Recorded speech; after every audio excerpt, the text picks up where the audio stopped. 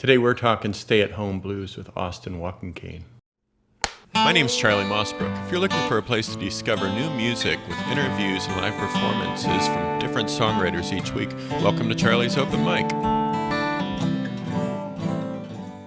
If you like this show, why don't you hit the subscription button down below and ring the bell to get notifications for upcoming episodes. On today's show, we're going to sit down with an internationally recognized award-winning blues guitarist from Cleveland, Ohio. His name is Austin Wallkin Cane, but before we get into the conversation, why don't we listen to a little music?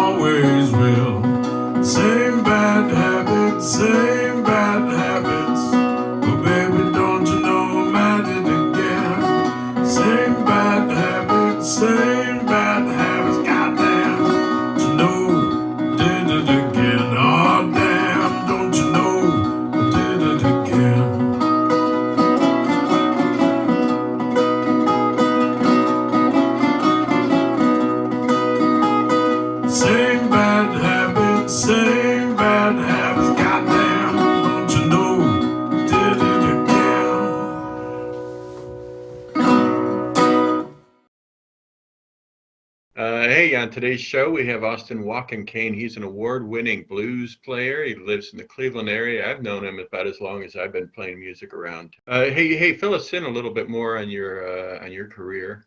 Always played electric for years. Then when the economy dipped around 2007, 2008, started playing solo. Instead of it being something like waiting it out till money comes back, it turned into like a really cool thing for me. I was able to travel all over the world just as a solo guy. Today would have been my last gig in France. After it would have been a 6-week tour. Did you ever get to Europe, or I have many times before. Yeah, I lucked out. Had it been maybe 2 or 3 weeks earlier, I'd probably still be there. I don't know if they'd let me back in. I don't know what the rules are right now. And I had a bunch of offers, which I thought was great over there. Mm-hmm. Like, hey, if you come over and something happens, you could stay with us. All right, that's cool. That'd be cool. Live in France for 6 weeks.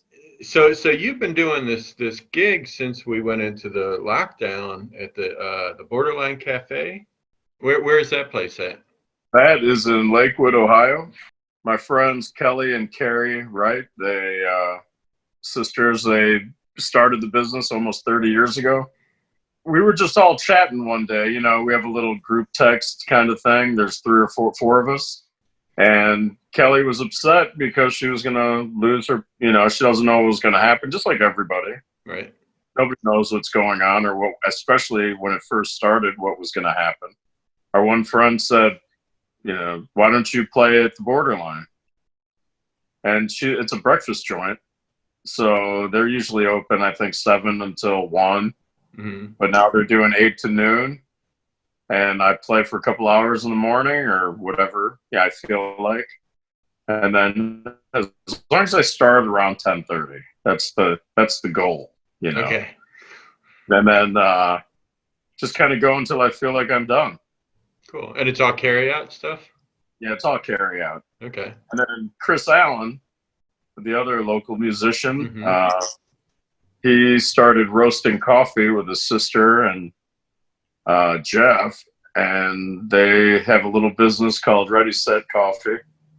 So Chris brought his coffee up there and sells some of it, you know, either bags of it. And I don't know. I was talking to Kelly the other day, and she was saying that maybe it'd be fun to make it like a Cleveland flea market kind of deal. Just little things from Cleveland and just bring them up there. You know, people are getting their carry out. They was like, hey, that's cool. I could use some Cleveland ketchup, you know, or whatever. That's not a bad idea. And Yeah, just you know. still have the minimized the staff on hand to take care of everybody, so you're not walking into a carnival or anything. Well, that's the thing, you know. There's really just Kelly, you know, and her sister's on the griddle. And they have a couple other people that help out washing dishes, that, you know, normal staff. So there's usually about 3 people in the building, and then me. Mm-hmm. And for a while, my friend Paul Ross will be there when he sets up the cameras and get that, you know, the phone rather. And then, you know, every once in a while, somebody will come in, but most of the time they wait outside or in their car. It's like everybody's so kind. It's amazing to me. Do you feel that way? Yeah, you know, you expect mayhem to break out and for everything to be Mad Max style, and it's not like that at all. You know, we're all trying to get through this thing together and figure it all out. I mean, the amount of people helping, you know, like tipping and things like that, just to know, because they know the situation. Mm-hmm.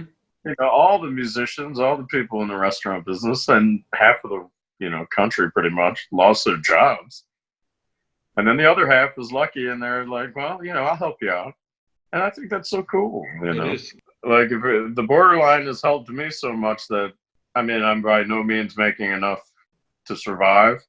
Right. But at least I could, you know, feed my kids, and it's all that matters. Mm-hmm. And, you know, it's kind of weird because there were a couple of videos where I just turned the camera around because I was trying to turn it off. Mm-hmm. And it would be a view of the street, or it'd be a view of the inside of the Borderline, and it's just empty. Strange world. It is. You're one of the few people I know using an amplifier these days, I'm guessing. You know, I did the first couple without anything. Just going as I was sitting in, like, you know, if we were just sitting right here and playing in the living room. Mm-hmm. And then I noticed that my voice was tired at the end. You know, sometimes you'd lose some of the dynamic. Mm-hmm. Or it just not be as clear on the video, you know, or something like that. Or the banter in between. Not that I have a lot to say, but, you know, it'd still be nice to be able to understand what somebody's saying rather than not. Absolutely. And I've got that cool mic. Those 50s mics look so awesome. There are little things about doing at the Borderline that are kind of funny.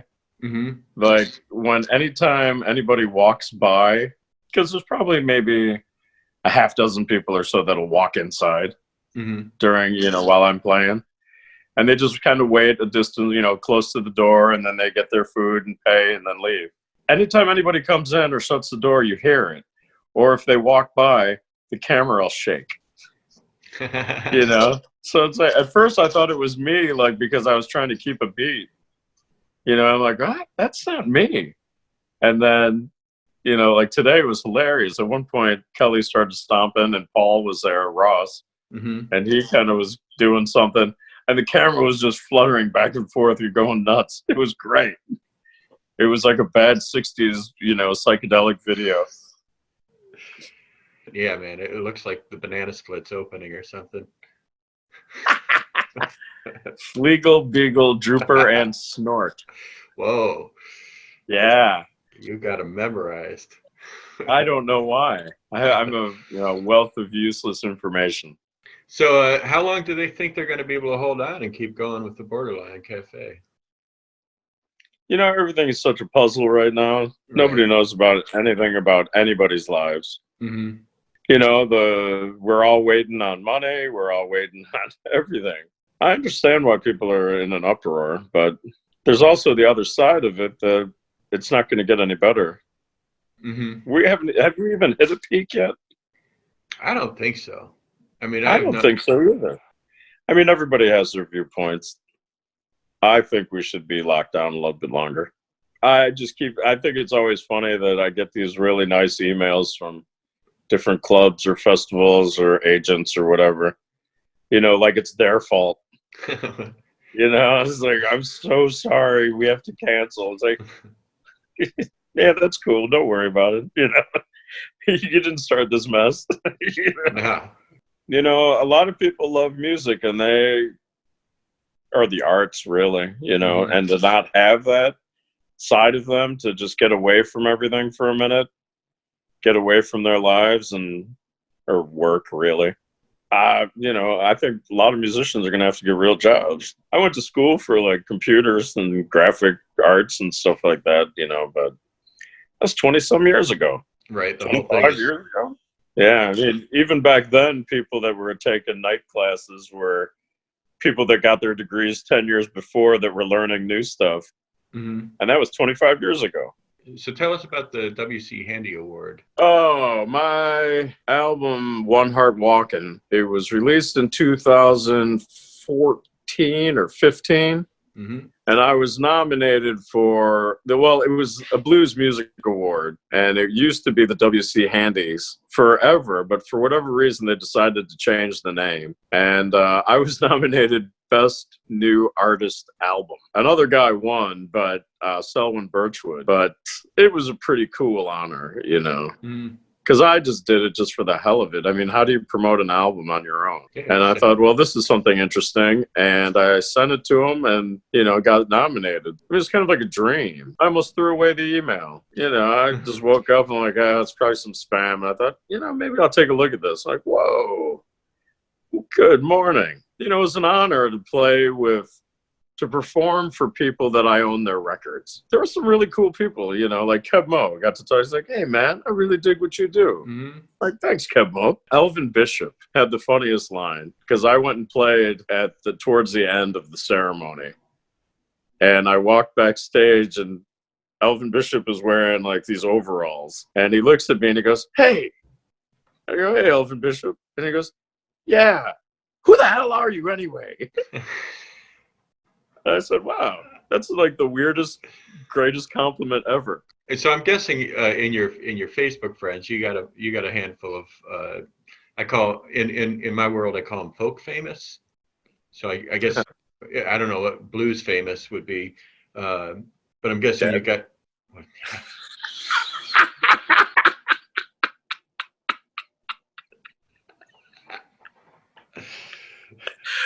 Ain't that the truth?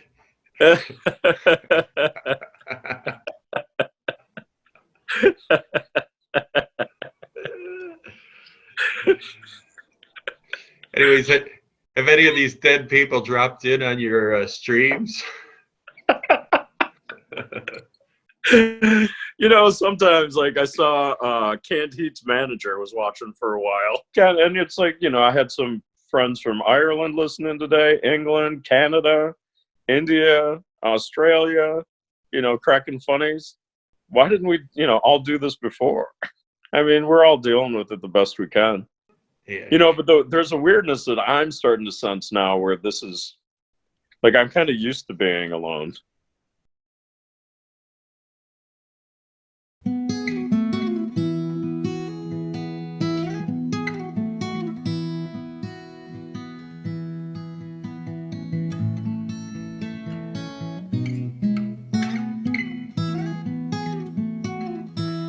oh Roxanne, now where did you go?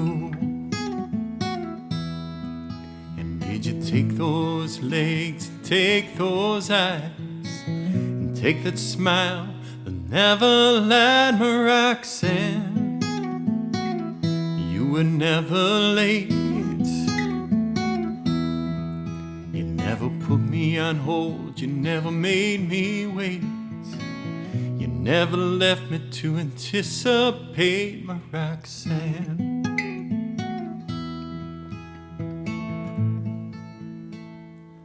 She greets me in the morning.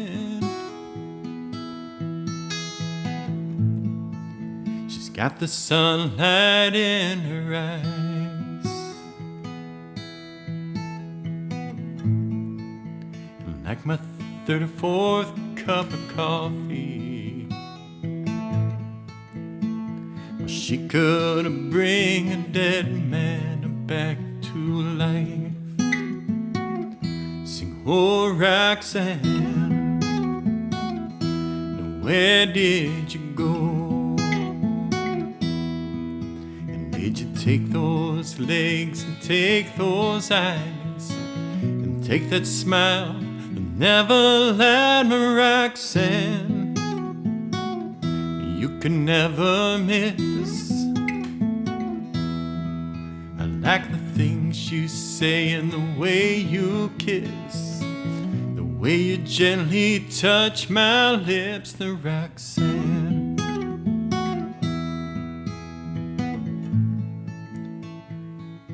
She greets me in the evening. She's got the neon light in her eyes,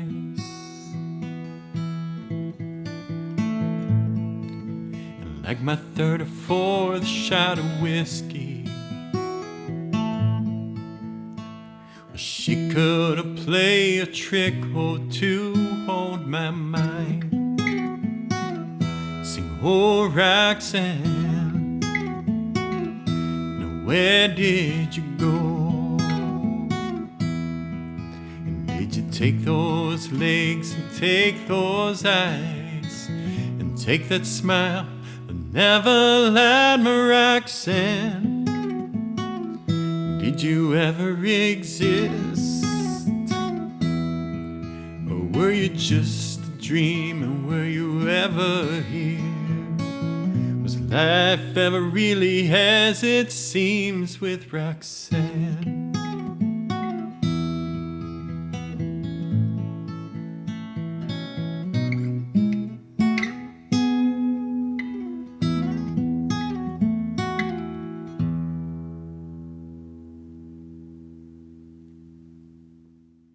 Well, thank you for joining us this week, and thanks to Austin Wallkin Cane for sharing a little song and conversation with us.